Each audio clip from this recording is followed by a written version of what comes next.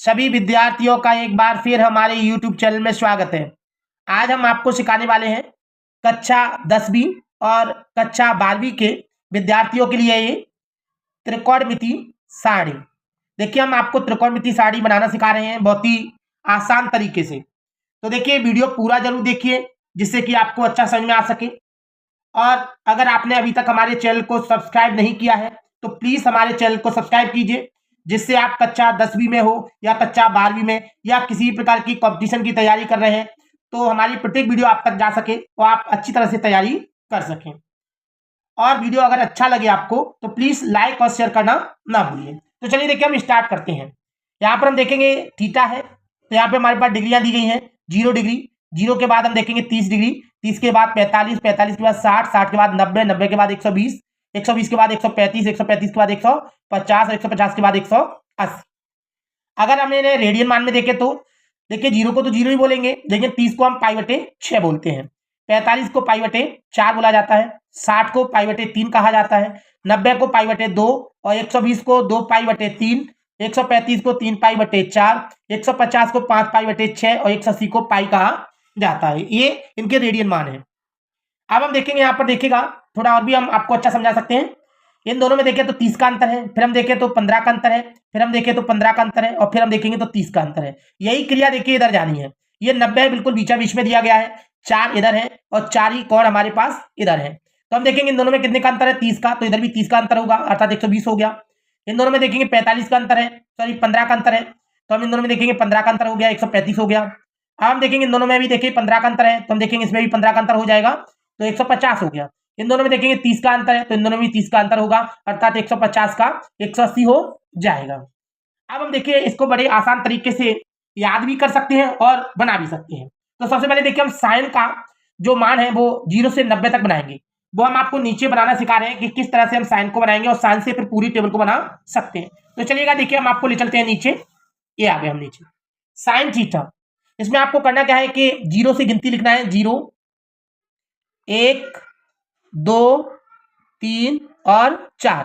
हमारे पास देखिए, मैंने बताया था कि 0 से लेकर 90 तक के जो कॉलम थे वो 5 कॉलम थे, हमने ऊपर देखा। तो हमने यहाँ पर देखिए 5 कॉलम के लिए 5 अंक ले लिए, 0, 1, 2, 3, 4। अब आपको करना क्या है, इन सब में आपको लास्ट अंक यानी 4 का भाग दे देना है। देखिए मैंने सब में देखिए 4 का भाग दे दिया।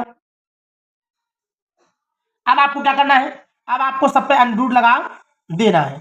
चलिए देखिए, मैंने यहाँ पे अंडर लगा दिया है सब में। अब आपको करना क्या है कि अगर जिसका भाग जिसमें जा रहा है तो दे दीजिए, नहीं जा रहा तो जैसा का जैसा लिख दीजिए। तो चलिए देखिए, मैं इसका इससे भाग जा रहा है तो दे देता हूं। 0 में अगर 4 का भाग दिया जाए तो 0 हो जाएगा। यहां देखिएगा ये कट नहीं रहा, तो इसे जैसा का जैसा लिख देंगे हम 1/4। हम देखेंगे कट रहा है, देखिए 2 एकम 2, 2 दूनी 4। हम यहाँ पर देख सकते हैं 1/2। ये देखिए कट नहीं रहा, तो इसे भी जैसा का जैसा 3 और 4। 4 का 4 से भाग देंगे तो एक बार चला जाएगा, ये आ गया हमारे पास 1। अब हम देखेंगे इसका, हम जानते हैं कि 0 का वर्गमूल 0 होता है, 1 का वर्गमूल 1 होता है, 4 का वर्गमूल 2 होता है। 1 का वर्गमूल 1 होता है लेकिन 2 का वर्गमूल नहीं होता, इसलिए अंडर में ही रह जाएगा। हम देखेंगे 3 का कोई वर्गमूल नहीं होता, अंडर में रह जाएगा। 4 का वर्गमूल 2 होता है, 1 का वर्गमूल हम देखेंगे 1 होता है। तो हमने देखिए ये साइन थीटा के मान निकालनी है, 0 का 0 और 30 का 1/2 और 45 का 1/√2, 60 का √3/2 और 90 का हमारे पास 1 है। यही मान हम ऊपर उतार सकते हैं। चलिए हम ऊपर चलते हैं यहाँ पर लेके, और यहाँ पर इन्हीं मानों को यहाँ देखकर उतार देते हैं। तो साइन 0 का मान 0 था हमारे पास, साइन 30 का मान हमने देखा 1/2 आया हमारे पास, और साइन 45 का मान हमारे पास 1/√2 आया, और 60 का देखा जाए तो √3/2 आया, और 90 का हमारे पास 1 आया। हमने नीचे निकाल चुके हैं।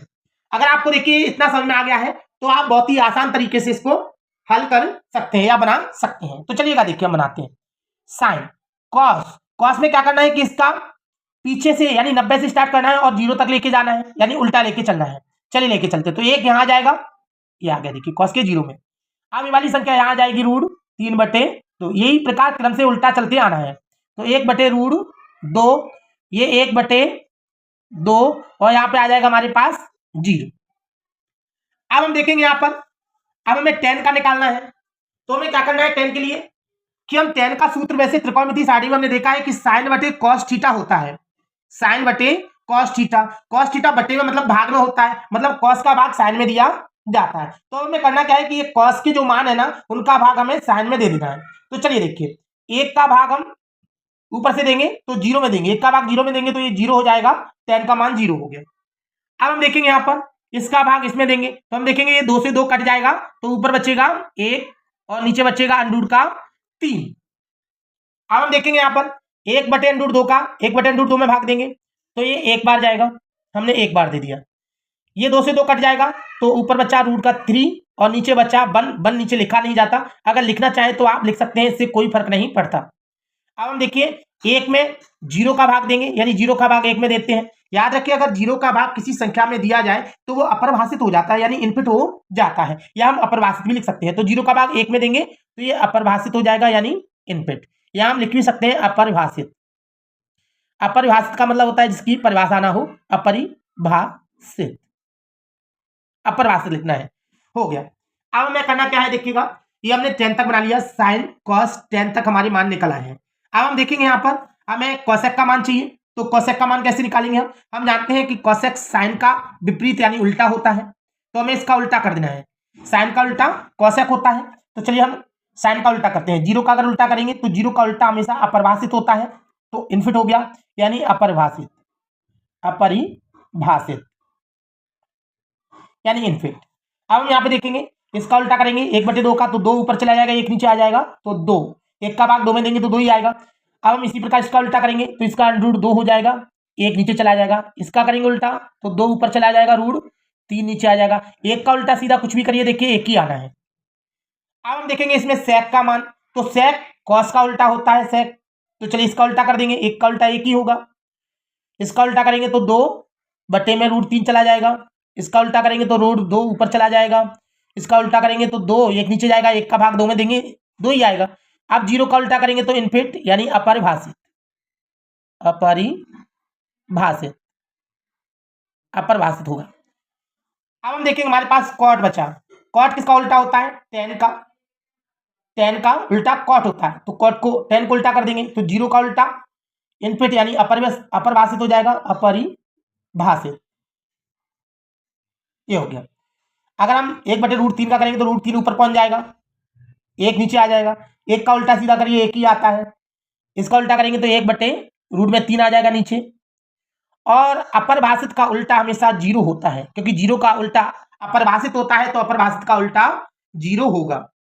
तो देखिए हमने 0 से 90 डिग्री तक टेबल बना ली है।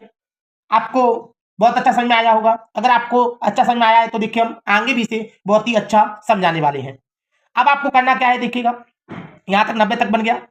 अगर आप 10th में तो 90 तक ही यूज होता है, लेकिन 12th में तो 180 तक यूज होती है। तो हम कैसे इसे अब 180 तक बनाएंगे, तो देखिए बहुत सिंपल है। मैंने भी आपको स्टार्टिंग में बताया था कि इसमें जो 90 डिग्री यानी π/2 है, ये बिल्कुल मध्य में यानी बीच में है, बिल्कुल बीच में दी गई है। आप देख सकते हैं 4 इधर है और 4 इधर है, मतलब देखिए इधर की ओर से जो क्रिया की गई है वही इधर की ओर की गई है। तो हमें करना क्या है कि ये 90 के मान को छोड़कर और इधर की ओर चले जाना है। तो चलिए इस इधर की ओर चलेंगे तो पहले क्या आएगा, रूट 3/2।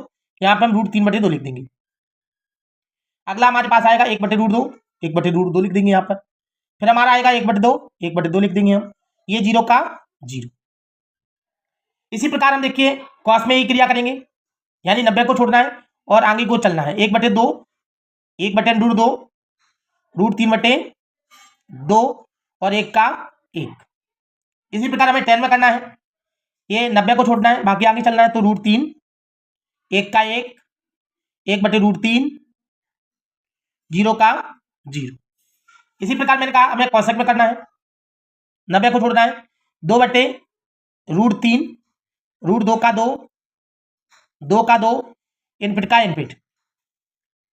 इसी प्रकार हमें देखिए सेक में चलना है, 2 का 2, अंडरूट का 2, 2/√3, 1 का 1। इसी प्रकार हमें क्वाड में चलना है, तो 90 को छोड़ा, 1/√3, 1 का 1, रूट 3 का 3, ये इनपुट का इनपुट। इनपुट की जगह देखिए आप अपरिभाषित लिख सकते हैं।